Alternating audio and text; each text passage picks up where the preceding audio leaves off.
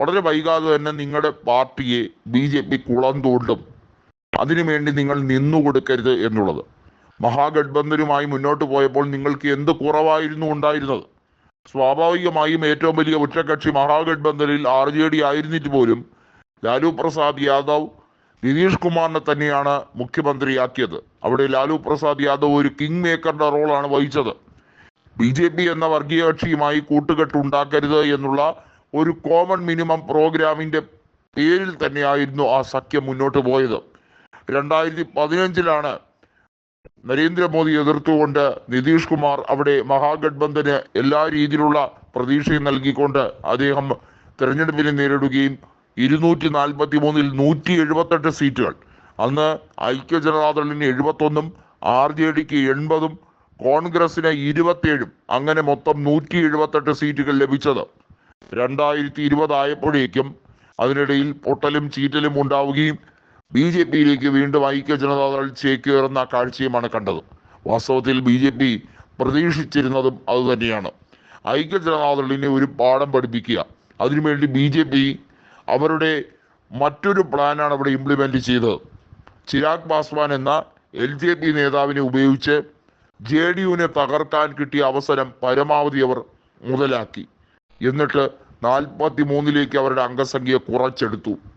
അതായത് നിതീഷ് കുമാറിന്റെ ഐക്യജനതാദൾ BJPയുടെ എല്ലാ ഔദാര്യവും പറ്റിയാണ് അവിടെ മുന്നോട്ട് പോകുന്നത് എന്ന് വരുത്തി തീർക്കാൻ BJPക്ക് കുറഞ്ഞ കാലം കൊണ്ട് കഴിഞ്ഞു. അതിനുശേഷം നിതീഷ് കുമാറിന് തന്നെ മനസ്സിലായി BJP ഇനിയും പിളർക്കാൻ ശ്രമിക്കുകയാണ് JDUവിനെ. അങ്ങനെയാണ് വീണ്ടും RJDയുമായി ബാന്ധവും ഉണ്ടാക്കി. കോൺഗ്രസ് അതിന് മുൻകൈ എടുത്തു. മദൻ മോഹൻ ഝാ അതിനുവേണ്ടി ശക്തമായ നീക്കം നടത്തി. കോൺഗ്രസിന്റെ നേതൃത്വം അതിന് എല്ലാ രീതിയിലും ഒരു പൂർണ്ണമായ പിന്തുണ നൽകിയപ്പോൾ ഐക്യജനതാദളും RJDയും ഒന്നിച്ചു. എന്നാൽ പിന്നെയും കർപ്പൂരി ഠാക്കൂറിന് ഭാരത് രത്ന കൊടുത്തല്ലോ എന്ന് പറഞ്ഞ് ചില കാര്യങ്ങൾ പറഞ്ഞ് വികസന നായകനാണ് നരേന്ദ്രമോദി എന്നും പറഞ്ഞ് ചില മുടന്ത ന്യായങ്ങൾ പറഞ്ഞ് മുട്ടാതർക്കങ്ങൾ പറഞ്ഞ് വീണ്ടും നിതീഷ് കുമാർ പ്ലേറ്റ് മാറ്റി പ്രകണ്ഠം ചാടി. ഒരു സ്ഥിരതയുമില്ലാത്ത നിതീഷ് കുമാറിനെ കുടിച്ച വെള്ളത്തിൽ പോലും വിശ്വസിക്കരുത് എന്ന് തേജസ്വി യാദവ് വീണ്ടും പറയുകയുണ്ടായി. ഇപ്പോഴിതാ തേജസ്വി യാദവ് വീണ്ടും ഒരു ഓഫർ കൊടുത്തിരിക്കുന്നു. നിതീഷ് കുമാറിന് അല്പമെങ്കിലും ഉളുപ്പുണ്ടെങ്കിൽ ഈ രീതിയിലുള്ള വർഗീയ കൂട്ടുകെട്ട് ഉപേക്ഷിച്ച് ഇന്ത്യ മുന്നണിയിലേക്ക് വന്നാൽ നിതീഷ് കുമാറിനുള്ള മുഖ്യമന്ത്രി പദവി അവിടെ തന്നെ കാണും. ഒപ്പം അവർ പറയുന്ന എന്ത് ഡിമാൻഡും അംഗീകരിക്കാൻ കോൺഗ്രസും RJDയും തയ്യാറാണ് എന്ന് പറഞ്ഞിരിക്കുകയാണ്. അതിൽ നിതീഷ് കുമാർ ഇപ്പോൾ ആകർഷണനാണ് എന്നത് BJP അസ്വസ്ഥമാക്കുന്നുണ്ട്. 12 സീറ്റുകൾ ലോക്സഭയിലുള്ള നിതീഷ് കുമാറിന്റെ എടുക്കുന്ന തീരുമാനം അതെന്ത് തന്നെയായാലും BJPയെ ബാധിക്കുന്ന ഒരു കാര്യമാണ്.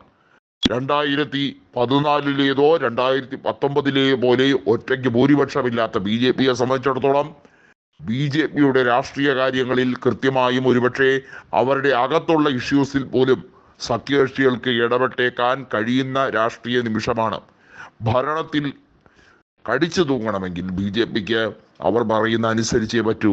അതുകൊണ്ട് തന്നെ നിതീഷ് കുമാറിന്റെ ഇപ്പോഴത്തെ രാഷ്ട്രീയ സാഹചര്യം വില കൽപ്പിക്കപ്പെടുന്നതാണ്. നിതീഷ് കുമാറിനെ കൃത്യമായും ഇന്ത്യ മുന്നണി പാളയത്തിലേക്ക് കൊണ്ടുവരാൻ തീർച്ചയായും ശ്രമിച്ചാൽ അതിൻ്റെ ഫലമായി സംസ്ഥാന ഭരണവും മാറും.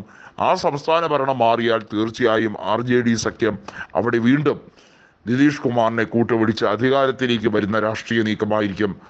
തീർച്ചയായും ബീഹാറിൽ ആ ട്വിസ്റ്റ് ഒരേ സമയത്ത് 2 മാറ്റങ്ങൾ സംഭവിക്കും. അതിനുവേണ്ടിയുള്ള തയ്യാറെടുപ്പിലേക്ക് നീങ്ങണം എന്ന ഒരു സന്ദേശം അത് പോസിറ്റീവായി നിതീഷ് കുമാർ സ്വീകരിക്കും എന്നാണ് രാഷ്ട്രീയ അഭിപ്രായങ്ങൾ പല കോണിൽ നിന്നും വരുന്നത്.